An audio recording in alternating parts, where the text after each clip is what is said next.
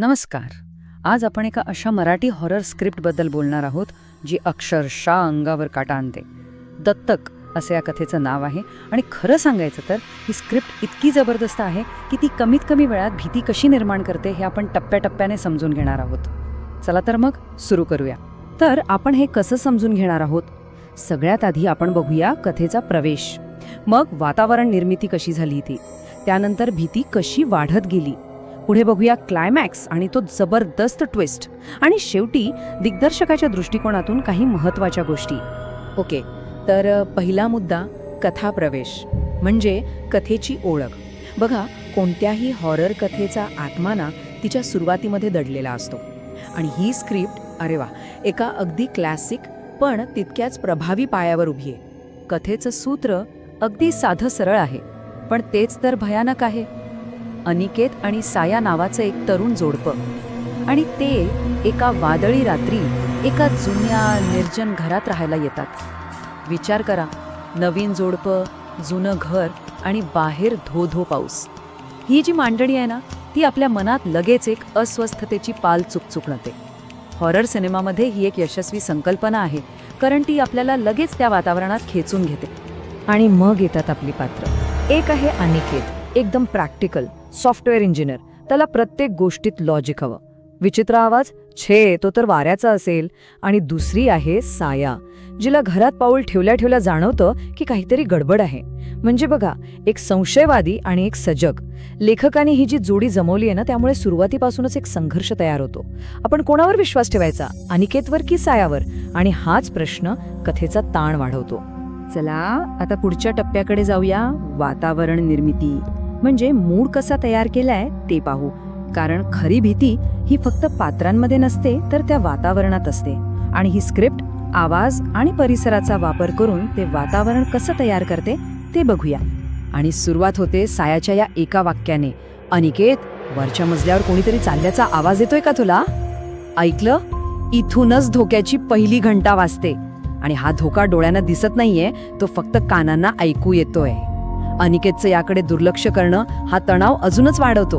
इथूनच आपल्या मनात ती धकधुक सुरू होते. आणि मग लेखक एकावर एक गोष्टी टाकत जातो. बाहेर मुसळधार पाऊस, विजांचा कडकडाट, जुन्या घराचा तो करकरणारा आवाज, वाऱ्याने आदळणाऱ्या खिडक्या, आणि सगळ्यात महत्त्वाचं, अचानक वीज जाते. या सगळ्या गोष्टी मिळून त्या घरालाच एक राक्षस बनवतात. अनिकेत आणि साया बाहेरच्या जगापासून पूर्णपणे तुटतात आणि त्या घरात अक्षरशः कैद होतात. ठीक आहे, आतापर्यंत आपण फक्त आवाज ऐकत होतो, पण आता स्क्रिप्ट आपला गिअर बदलते. आता भीती फक्त ऐकू येणार नाही, तर ती दिसणार आहे. आवाजापासून दृश्यांपर्यंतचा हा प्रवास खरंच अंगावर काटा आणणार आहे. हे बघा, भीती एकदम समोर आणलेली नाहीये, ती टप्प्याटप्प्याने वाढवली आहे. पहिलं काहीतरी ओढल्याचा एक अस्पष्ट आवाज, मग एक काळी सावली दिसते, त्यानंतर समोर येते एक बाहुली, आणि शेवटी ती बाहुली बोलते. ही जी पद्धत आहे ना हळूहळू भीती वाढवण्याची, ती प्रेक्षकाला जागेवर खिळवून ठेवते. आणि मग येतो तो आवाज, सावलीतून एका लहान मुलाच्या हसण्याचा आवाज. खे हे हे हे खे हे हे खे हे. हा आवाज ऐकूनच काळजाचा ठोका चुकतो, कारण लहान मुलाचं हसणं हे निरागस असतं, पण इथे तेच हसणं भयावह वाटतं.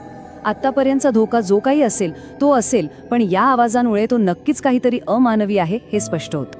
आणि मग तो क्षण येतो.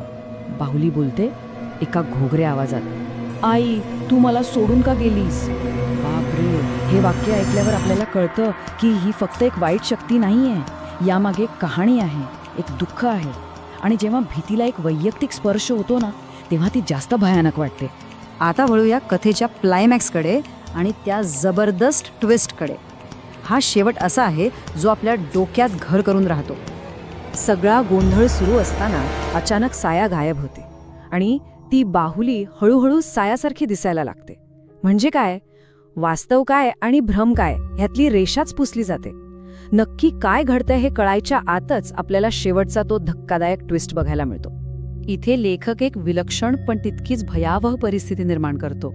अनिकेत भिंतीकडे बघतो तर त्याला स्वतःची सावलीच दिसत नाही, आणि तो जेव्हा समोरच्या आरशात बघतो तर त्याला साया दिसते, जिचा गळा त्याच बाहुलीचे हात दाबत आहेत. म्हणजे विचार करा, हे तर्काच्या पलीकडचं आहे. अनिकेत एका अशा दुःस्वप्नात अडकला आहे जिथून सुटका नाही. आणि मग येतो शेवटचा शॉट. लाईट्स परत येतात, खोली पूर्ण रिकामी असते, खुर्चीवर फक्त ती बाहुली बसलेली असते. पण आता त्या बाहुलीने सायाचे दागिने घातलेले असतात.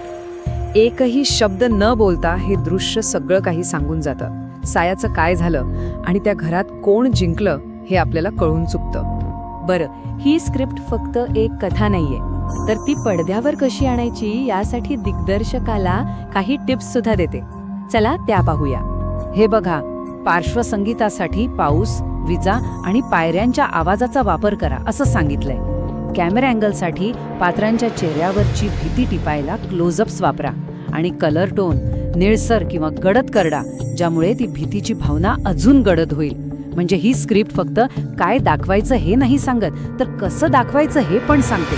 ही तर एका फिल्म मेकरसाठी तयार ब्लूप्रिंटच आहे. आणि शेवटी कथा आपल्याला एका प्रश्नावर आणून सोडते की नक्की काय झालं. बाहुली साया बनली की सायाच मुळात ती बाहुली होती? हा प्रश्न आपल्याला विचार करायला लावतो. आणि याचं उत्तर स्क्रिप्ट देत नाही. खरी भीती आपल्या कल्पनाशक्तीवर सोपवली जाते. आणि मला वाटतं काही प्रश्नांची उत्तरं न मिळणंच जास्त